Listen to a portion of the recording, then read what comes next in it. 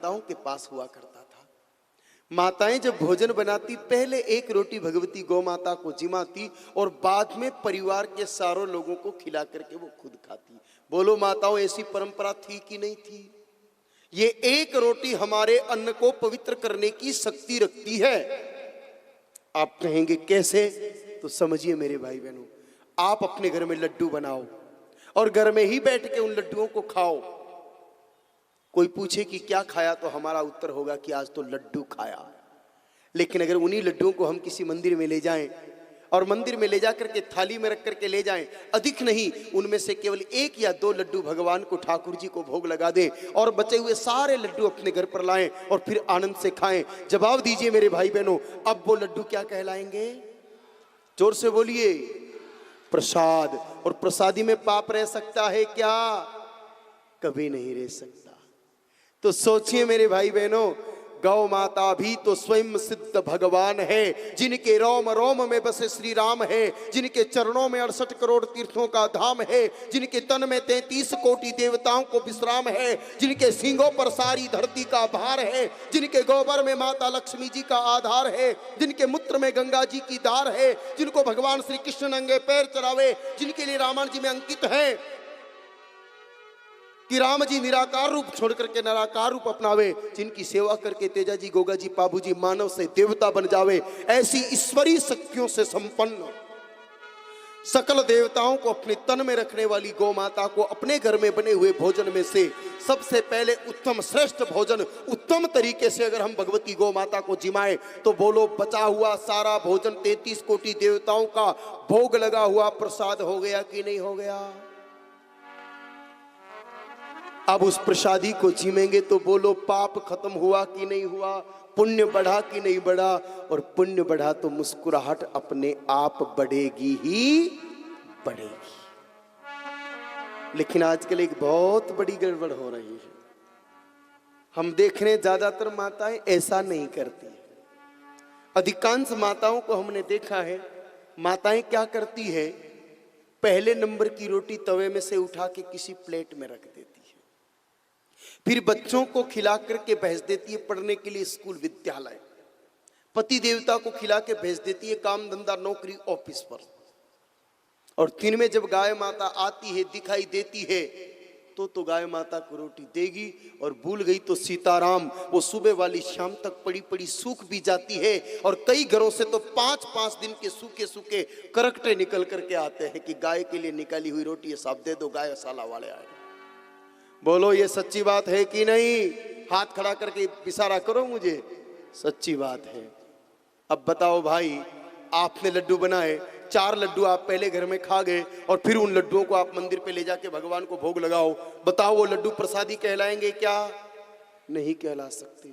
उसी प्रकार हमारे घर में अगर हमारे परिवार के किसी भी सदस्य ने पहले एक रोटी भी खा ली, बाद में सारी की सारी रोटियां आप गौ माता को जिमा दो, कोई लाभ मिलने वाला नहीं। पेट तो भर जाएगा लेकिन वो अन्न प्रसाद बनने वाला नहीं। हम खाएं उससे पहले पहले भगवती गौ माता को रोटी जिमानी पड़ेगी, तभी जाकर के हमारा भोजन प्रसाद बनेगा।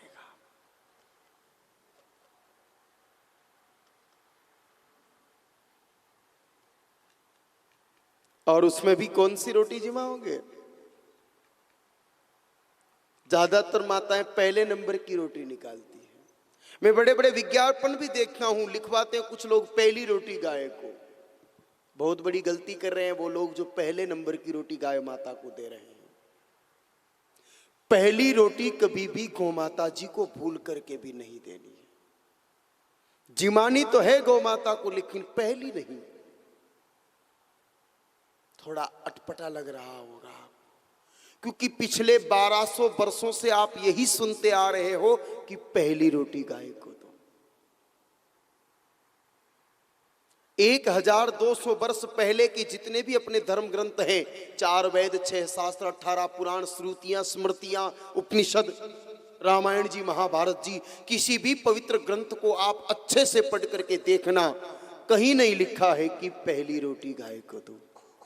आजकल की लिखी हुई कुछ पुस्तकों में मिल सकता है, बाकी प्राचीन किसी ग्रंथ में लिखा हुआ नहीं है कि पहली रोटी गाय को दो। सिद्ध पुरुषों ने, आचार्य जनों ने तो मना किया है कि पहली रोटी गाय को नहीं दे। ये गड़बड़ हुई मेरे भाई बहनों 1200 वर्ष पहले। 1200 वर्ष पहले गाय माता को पहले रोटी जिमाई तो जाती थी, लेकिन पहली रोटी नहीं जिमाई जाती थी। घटना तब की है मेरे भाई बहनों जब मेरा राष्ट्र विश्व गुरु के नाम से प्रसिद्ध था, जगत गुरु के नाम से प्रसिद्ध था और सोने की चिड़िया कहलाता था। पूरे विश्व में इस बात का प्रभाव था कि गाय माता जब तक इस देश में बहुत थी उनका आदर था, गाय माता को पहले उत्तम रोटी जिमाई जाती थी, तब तक भारत विश्व गुरु था, जगत गुरु था, सोने की चिड़िया थी। और जब दुनिया में इस चीज का प्रचार प्रसार होने लगा, विदेशों से आए हुए यात्री ये अपने संस्मरणों में लिखने लगे कि भारत एक ऐसा देश है जहां कोई बीमार नहीं, जहां कोई गरीब नहीं, जहां कोई भिखारी नहीं, जहां कोई बेरोजगार नहीं, सबके पास अपने काम है और सबके जीवन में आराम है। तो कुछ दुष्ट देशों को तकलीफ हुई। आपके घर में अगर नई कार आ जाए ना तो पड़ोसी को अभिपत्ति कर चूर्ण खाना पड़ता है या एंटा एसिड टेबलेट लेनी पड़ती है, उसको जलन शुरू हो जाती है। कई लोग तो प्लानिंग बताते हैं कि सुयो चुबो दूं और पंचर कर दूं। सत्य कह रहे हो।